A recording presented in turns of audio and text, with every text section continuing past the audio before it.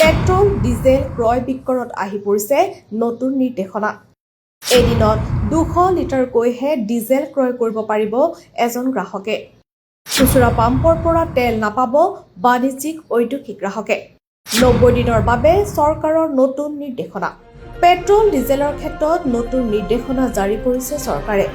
নতুন ব্যৱস্থা অনুসৰি কোনো পেট্ৰল পাম্পে এজন গ্ৰাহকক এদিনত সৰ্বাধিক 200 লিটাৰ ডিজেলহে বিক্ৰী কৰিব পাৰিব ইয়াৰ উপৰি বাণিজ্যিক আৰু ঔদ্যোগিক গ্ৰাহকে খুচুৰা পেট্ৰল পাম্পৰ পৰা পেট্ৰল বা ডিজেল ক্ৰয় কৰিব নোৱাৰিব এনে গ্ৰাহকসকলে অনুমোদিত ব্লক সাপ্লাই পইণ্টৰ পৰাহে ইন্ধন সংগ্ৰহ কৰিব লাগিব চৰকাৰে জনোৱা মতে ইন্ধনৰ সঠিক বিতৰণ নিশ্চিত কৰা মজুতকৰণ আৰু অপব্যৱহাৰ ৰোধ কৰাৰ লক্ষ্যৰে এই সিদ্ধান্ত গ্ৰহণ কৰা হৈছে এই নিৰ্দেশনা অনাগত 90 দিনৰ বাবে বলবৎ থাকিব নতুন নিয়ম কাৰ্যকৰী হোৱাৰ পাছত বাণিজ্যিক আৰু ঔদ্যোগিক খণ্ডৰ বহু গ্ৰাহকে বিকল্প ব্যৱস্থাৰ জৰিয়তে ইন্ধন সংগ্ৰহ কৰিব লাগিব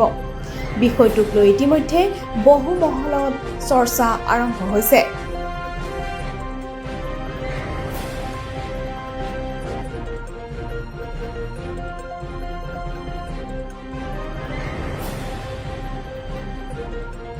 News Desk Report, Hills Time Newspaper and Digital.